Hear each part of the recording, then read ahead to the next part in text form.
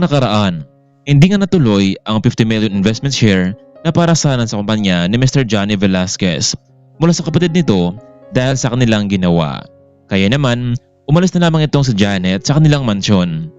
Samantalang, nagpakilala naman itong si Ray at gustong magkaroon ng trabaho mula sa kanila. Kaya naman ay binigyan siya ng 1 million ni Janet bilang matatay nga nito para babagsakin ang kumpanya ng kanyang kapatid.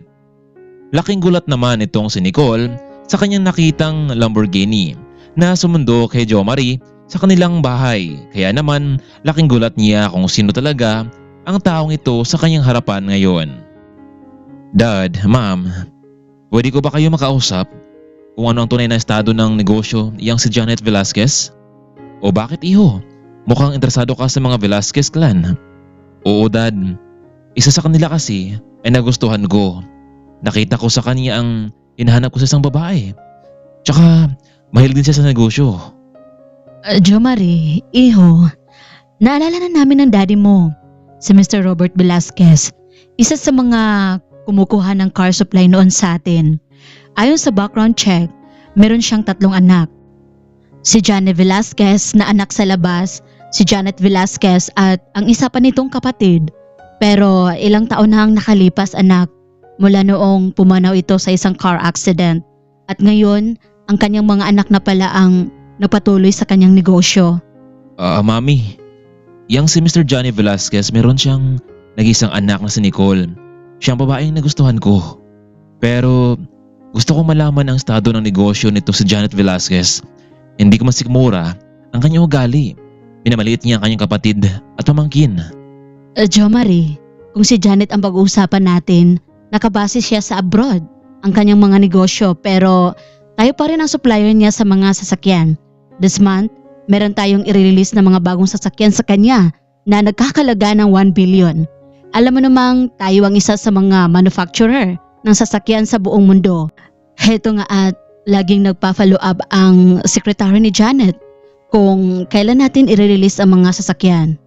Ma'am, Dad, alam niyo ba ang ugali ng babaeng yun? Gusto ko siyang bigyan ng leksyon. Hindi maganda na inaapi niya ang kapwa-tao, lalo na't ang kamag-anak niya. Iho, pagdating sa ganyang mga personal na bagay, wala kaming pakialam.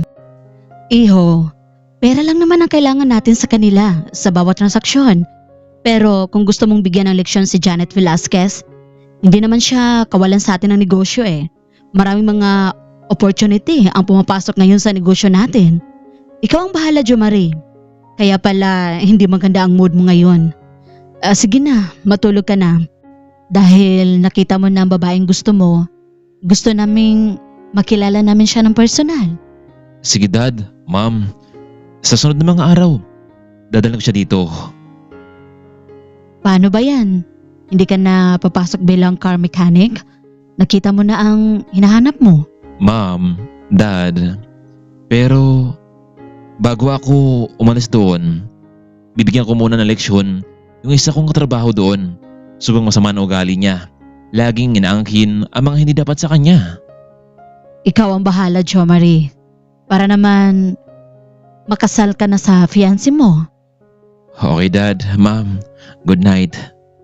Samantalang halos hindi naman nakatulog itong si Nicole dahil sa mga pangyayari sa kanya. Ang paghalik nitong si Jo Marie at ang tunay nitong pagkatao. Kinabukasan ay pumasok na itong si Jo Marie sa car shop pero hindi na siya naging maaga gaya nung una. Gusto niyang makausap itong si Manager Kim tungkol sa totoong ugali nitong si Ray. Kaya naman matapos ng paghahanda nitong si Jo Marie ay umalis na ito at nagbatid kay Kuya Efren. Boss, papasok ka na pala sa car shop, mukhang malate ka na ngayon ha. Oo, Kuya Efren, kausapin ko lang itong si Mr. Kim tungkol sa kanyang tauhan. Kaya siguro walang natatagal na mekaniko dahil sa pagiging ugali ng lalaking yun. Nako boss, mukhang magiging magandang eksena dito ha. O siya, tatawagan na lang kita Efren kung magpapasundo na ako ha. Sige boss, walang problema. Jo Marie, mukhang late kita ngayon ha. Oo nga Sir Kim pasensya na ho kayo ha. Ayos lang, medyo napagod din tayo sa nangyari kagabi kahit ang totoo ay wala namang nangyari diba? Sir Kim, Gusto ko sanang makausap kita ng personal eh. Yung tayo lang tungkol kay Ray. Nako, nasaan nga pala siya? Ayun, wala pa rin. Pero gusto ko rin kitang makausap tungkol sa kanya, Jo Marie. Lalo na tungkol dun sa bonus na ibibigay namin sa inyo. Tara, pumunta tayo sa office ko. Doon tayo mag-usap. Alam mo, yung tungkol doon sa pangyayari sa locker room, nakita ko sa CCTV ang lahat. Si Ray ang may pakana nun. Alam ko rin namang ikaw talaga ang nag-ayos ng sasakyan ni Mr. Choi eh. Kaya sigurado nung wala ako dito ng ilang linggo, sa kanya ko pinagtiwala ang lahat, ang car shop, habang nasa business meeting ako. Pagbalik ko dito, wala nang ilan sa mga kasamahan sa trabaho. Nag-resign. Ngayon, may deadline ako para tanggalin siya sa pwesto niya. Hindi ko matanggap ang ganong ugali ng tao. Heto, tanggapin mo ang 20k bilang bonus sa trabaho mo mula kay Mr. Choi. Nako, Manager Kim, kung hindi nyo gawa ng paraan to, paniguradong malulugi ang negosyo mo dahil sa ganyang klase ng tao. Tingnan nyo kung ano ang kanyang ginawa kagabi. Hindi siya mapalagay kung wala siyang pinapakilamang tao. Kung sa bagay, Jo Marie, tama ka no? Naisip ko na yan eh. Kapag dumating siya mamaya, tanggalin ko na siya sa trabaho. Total naman, marami dyan nag-a-apply at mas deserving ba sa kanya. Pero may iba naman tayo. Alam mo bang nagulat ako kagabi ha? Kay Mr. Velasquez, totoo ba yun? Na kasintahan mo pala kanyang anak? Oo, Manager Kim. Alam kong bago pa lang kami pero yun kasi ang naramdaman ko sa kanya. Kung ganon, maswerte ka, Jo Marie. Dapat alagaan mo siya, itong si Nicole. Eto, tanggapin mo na ang pera. Balik na tayo sa trabaho natin. Manager Kim, ang sasabihin ko sa'yo, marahil hindi na ako makapasok sa trabaho dito sa car shop mo dahil meron akong ibang pinagkakitaan ngayon. Yung 20k at yung sahod ko ay ibibigay ko sa'yo. Gusto ko lang kasing makita talaga yung babae na karapat-dapat sa akin eh. At gusto kong matanggal yan si Ray sa trabahong ito. Alam naman din ba Rayho na hindi siya nakatulong sa kumpanya? Aba Jo Marie, mukhang may malaking offer sa'yo ang kumpanya ni Mr. Velasquez ha. Nako, Mr. Kim, hindi ako pasok sa kanila. Sir Kim, meron kaming sariling negosyo ng pamilya. Ako nga pala si Jo Marie Lopez, ang CEO ng International Car Manufacturer Services. Ang totoo, nandito lang talaga ako para makahanap ng babae na magustuhan ko. At nakita ko na siya. Nako kung ganun, ikaw pala ang anak ni Lopez. Kaya pala pamilyar yung apelido mo sa akin.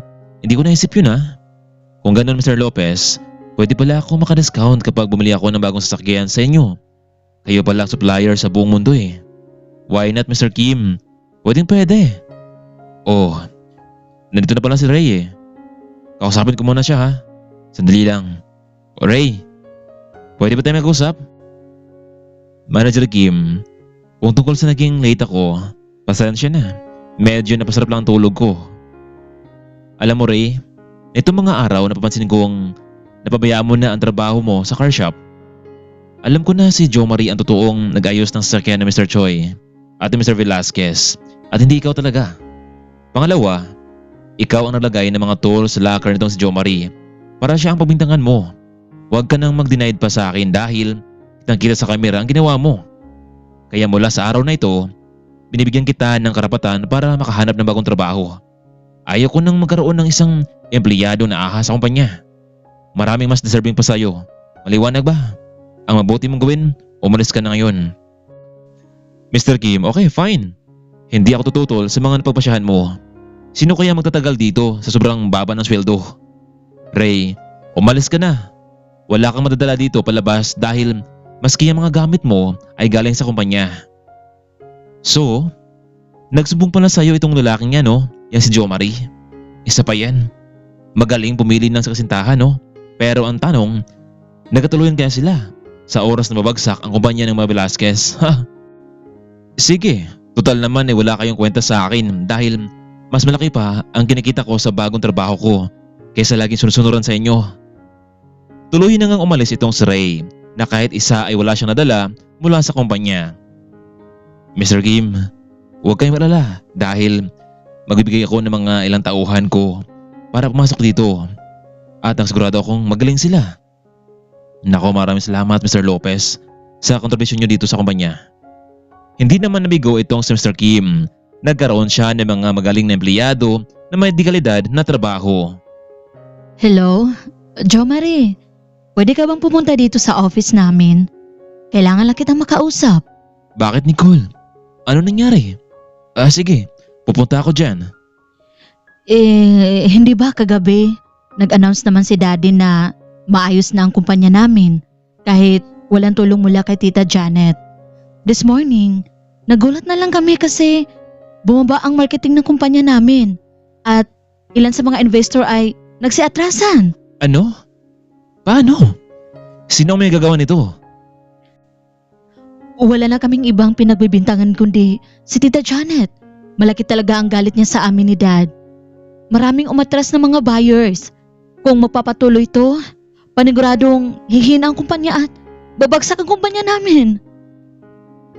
Wala talagang awa yan Tita Janet mo. Gagawin niya ang paraan para gumapang kayo sa lupa. Sige, gagawa ko ng paraan para mapigilan natin ang plano ng tita mo. Ito na kaya ang tamang panahon para bumagsak itong si Janet. Ano kayang gagawing hakbang nitong si Jo Marie para sa mga bagay na iyon? Kaya mga kaibigan, huwag nating kaligtaan ang susunod na eksena sa buhay ni na Jo Marie at Nicole. Abangan natin ang ating part 6.